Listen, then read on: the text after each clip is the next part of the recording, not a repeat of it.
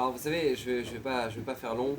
Hier, on a vécu un événement qui aux yeux de la Torah, c'est important de le savoir, aux yeux de la Torah, c'est comme la destruction du Beth Amikdash.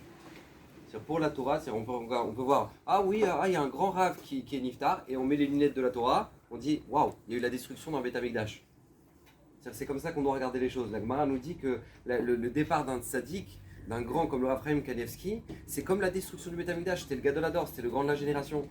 Et j'aimerais juste utiliser ces quelques minutes là pour vous sensibiliser, pour nous sensibiliser sur un sujet qui est important, je pense. Et tout particulièrement dans la génération dans laquelle maintenant on est en train de vivre.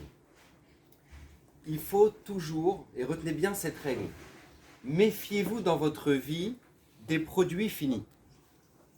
Méfiez-vous dans votre vie des produits finis. Vous savez, on en a une société de consommation dans laquelle maintenant on voudrait que tout soit prêt, tout ça déjà bien, emballé, nickel, bien, fini.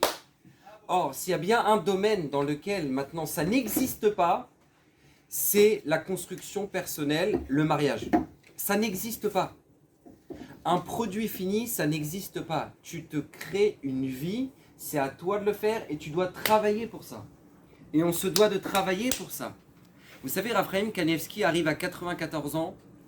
Et nous, on voit 94 ans. Waouh, quel enterrement. Plus de 700 000 personnes qui sont venues pour l'honorer. 700 000 personnes pour un enterrement. Mais comment on en arrive à ça? La réponse, elle est très simple. C'est que c'est un homme qui s'est donné aucun répit dans sa vie. C'est un homme qui s'est dit, j'ai une vie, il faut que je la réalise au maximum. Et peu importe, je vais faire le maximum de mes possibilités.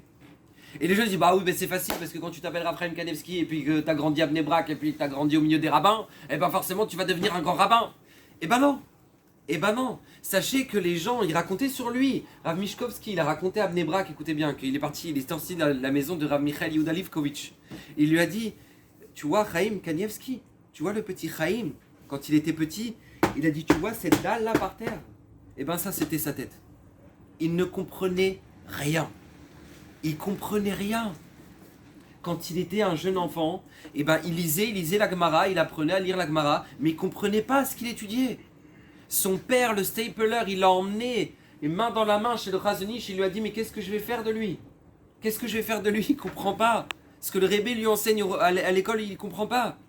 Le Chazonich, il a regardé, il a dit, il étudie? Il a dit oui. Il dit, bah alors laisse-le. Et il est devenu Rav Chaim Kanievski. Pourquoi? Parce que les gens disent, mais c'est normal, parce que c'est un grand rabbin. Donc comme c'est un grand rabbin, il fait des grandes choses parce que c'est un grand rabbin. Et c'est là toute notre erreur. C'est pas parce que, écoutez bien ce que je vais vous dire maintenant, ce n'est pas parce que c'est un grand rabbin qu'il a fait des grandes choses. C'est parce qu'il a décidé que dans sa vie, il allait faire des grandes choses qu'il est devenu un grand rabbin. Et ça, il faut jamais se tromper. Parce qu'un grand rabbin, c'est un produit fini. Mais comment on devient comme ça? Parce qu'il a travaillé toute sa vie pour le devenir. Vous savez, la rabbine Citruk, elle dit, on ne se lève pas du jour au lendemain à côté d'un Rav Citruk. Parce que c'est un travail. On se retrouve avec maintenant une jeunesse qui a envie de construire une vie et qui pense que maintenant, c'est bon, on arrive sous la roupa, c'est bon. Non, il n'y a pas. C'est le début du travail. C'est le début. Une personne qui pense qu'une fois que c'est acquis, quand tu es rentré sous la roupa, c'est le début de la fin. C'est le début du guet. Mais quand maintenant tu as compris, tu arrives sous la roupa, c'est le début du travail et tu as toute une vie à travailler, et ben je peux t'assurer, ta vie elle sera magnifique.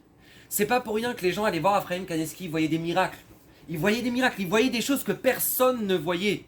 Comment c'est possible? La réponse, c'est parce que toute sa vie, il a travaillé ses yeux à ne pas regarder ce que tout le monde regarde. Retenez ça.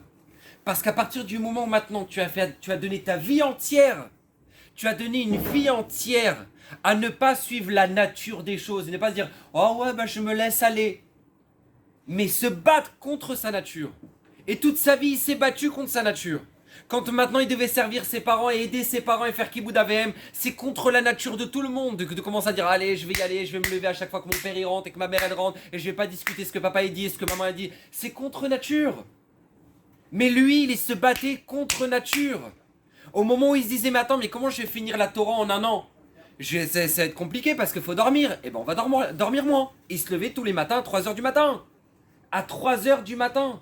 Parce qu'il recevait des gens des fois pendant 8 heures par jour pour les bénir. Donc il s'est dit, mais comment je vais faire de mon étude si maintenant je reçois autant de temps les gens? Eh ben il a dit, c'est pas grave, je vais me lever plus tôt.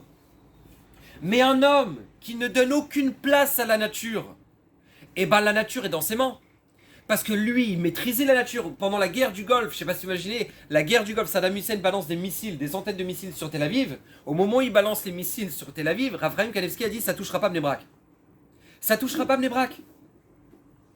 La rabbinite, pendant Shabbat, elle arrive à la table, elle dit il y en a un qui est tombé à Bnei Brak. Raphaël Kanevski dit c'est pas possible, ça touchera pas Bnei Brak. Et ça n'avait pas touché Bnei Brak, c'était un Ramat Gan. Et quand ils ont pris après la carte de Bnei Brak, où sont tombés tous les missiles, ça faisait le tour de Bnei Brak. Un Givat Shmuel, un Ramat Gan au nord, ta. Mais comment c'est possible qu'un homme, ce qu'il va te dire, ça va se réaliser? D'où ça sort? Parce que la nature était dans ses mains. Parce qu'il ne laissait jamais la nature l'impacter. Et ça, c'est un choix qu'on a dans notre vie. Ou maintenant on va être victime de notre nature, ou maintenant on va maîtriser notre nature. Raphaël Kanevski, durant toute sa vie, a dit « Je ne serai jamais victime de ma nature ». Chez lui, ça n'existait pas, je suis fatigué. Ça n'existe pas, j'ai mal à la tête. Ça n'existe pas, j'ai pas la force de le faire. Ça n'existait pas. Ces mots n'existaient pas. Je le fais, il faut le faire, je le fais. J'ai mal à la tête, et ben c'est pas grave. Et il faut se lever plus tôt, et ben on va le faire. Et ça n'existe pas. Donc un homme qui n'a pas sur laquelle la nature n'a aucun impact sur lui, et ben les gens du monde entier venaient et voyaient des miracles. Voyaient des miracles. Et il scannait les gens. Les gens venaient le voir. Moi, je connais quelqu'un à Bnei Brak, un voisin qui m'a raconté. Il m'a dit, moi, quand je suis parti voir le Rav, j'ai dit, voilà, je cherche mon mazal, Rav, si vous pouvez me faire une bracha. Alors, le Rav, bon, il répond pas, il dit, alors, peut-être, Rav, lui, il se laissait pousser la barbe. Il se laissait pousser la barbe, il dit, peut-être, Rav, je me rase la barbe, comme ça, je serai un peu plus beau, et comme ça, au moins, peut-être que ça marchera mieux dans le shidour. Le Rav, il a dit, tu ne touches pas ta barbe. Il lui a dit, ta kala, elle est petite. Comme ça, il lui a dit, ta kala, elle est petite. Maintenant lui, il ressort. Maintenant, tu sais pas, tu commences à discuter avec le Rav. Après, qu'est-ce que tu discutais pas? C'est-à-dire, tu ressortais après, ok. Donc, il ressort avec ta kala, elle est petite. Il comprenait pas. Il continue à faire des shidurim, il arrive à l'âge de 24 ans. Au moment où il a fait le shidur, elle avait 18 ans. Et au moment où il était parti voir Raphaël Kanevski, elle avait 16 ans. Donc, il pouvait pas se marier avec elle. Mais comment lui, il voyait ce que personne ne voyait? Parce qu'encore une fois, il avait donné dans sa vie, il s'était donné comme principe dans sa vie de ne pas regarder ce que tout le monde regarde. Il donnait aucune importance à ce qu'il voyait, au monde extérieur. Pour lui, c'était Torah. Il y a de la Torah, c'est le principal. Mais à partir du moment où maintenant, toi, tu donnes toute ta vie et t'investis toute ta vie sur ce qui est l'essentiel, qui est la Torah, tu as donné ta vie pour l'éternité, tu deviens éternel. Et il est devenu éternel. Il n'y a aucune personne, c'est certain, il n'y a aucun doute de ce qui l'attend dans le Gan Eden. Le Gadol Hador. 700 000 personnes qui vont pour l'enterrer. Et maintenant, ce qui l'attend dans le Gan Eden. Vous savez pourquoi? Parce qu'il avait compris un principe dans sa vie. Et cette règle-là, retenez-la toute votre vie. Le bonheur de l'instant présent sera ta souffrance de demain. Alors que les efforts de l'instant présent seront ton bonheur de demain. C'est comme ça. Si maintenant toi tu cherches qui est le bonheur de l'instant présent, ça finira par te faire souffrir. C'est comme ça, regardez, vous avez le choix entre de l'eau et du coca. Ok? De l'eau ou du coca. Qu'est-ce qu'il faut choisir? De l'eau. Qu'est-ce que les gens choisissent? Du coca. Ok, très bien. Maintenant, qu'est-ce qui se passe? On sait tous que maintenant tu dis non, mais c'est normal parce que j'ai envie de me rafraîchir, je kiffe, j'aime le coca, il n'y a pas de problème. Mais le bonheur de l'instant présent sera ta souffrance de demain. Parce qu'après c'est le diabète, après c'est le surpoids, après c'est tout ce que tu veux. C'est pareil pour tout, d'accord? Fumer, pas fumer. On va pas fumer, mais qu'est-ce que les gens font? Ils fument. Et c'est pas que de la cigarette. D'accord? Mais bon, qu'est-ce qui se passe? Bonheur de l'instant présent. Mais ce sera ta souffrance de demain. C'est la même chose. Quand maintenant t'es quelqu'un qui est de nature coléreuse. Maintenant, s'énerver ou pas s'énerver? Pas s'énerver. Mais qu'est-ce que les gens font? Ils s'énervent. Il n'y a pas de problème, tu peux t'énerver, mais ta souffrance de l'instant présent sera ta souffrance de demain. Ton bonheur de l'instant présent, de dire ah voilà, j'ai lâché mes nerfs, voilà, j'ai dit ce que je voulais dire, voilà. Eh ben, il n'y a pas de problème, ça sera ta souffrance de demain. Parce que dans ton Shalom Bayit, au moment où maintenant toi tu sais pas retenir ta bouche, et au moment où maintenant tu dis ce que tu penses, eh ben je peux t'assurer, ça va pas aller loin. Ça va pas aller loin. Parce que justement, c'est quand maintenant tu sais te retenir, et c'est pas évident de se retenir, de dire je peux me mettre en colère mais je me retiens, mais tu te tais, et tu prends sur toi, ce sera ton bonheur de demain. Parce que tu vas construire ton Shalom Bayit grâce à ça. Ah, tu prends sur toi avec de l'eau, tu bois de l'eau, et ben ce sera ton bonheur de demain. Et dans toute la vie, c'est ce principe-là. Raphaël Kanevski avait compris ça. Il avait compris que le bonheur de l'instant présent, c'est la souffrance de demain. Il a construit toute sa vie sur le principe de l'effort de l'instant présent, ce sera mon bonheur de demain. Et on l'a tous vu hier. On l'a tous vu hier. Lui, son demain, c'était pas dans 10 ans, c'était pas dans 20 ans. C'était pour les Netzach Netzarim, c'était pour l'éternité. Pour l'éternité. Et combien ça doit nous faire réfléchir, et combien chaque jour, on peut tous le faire un petit peu. Tous, dans chacun de nous, dans notre domaine. Parce que comme je voulais dire, Raphaël Kanevski ne pensait pas que depuis qu'il était petit, il connaissait toute la Torah, pas du tout. Depuis qu'il était petit, ses profs, ils témoignaient sur eux, qui comprenaient rien.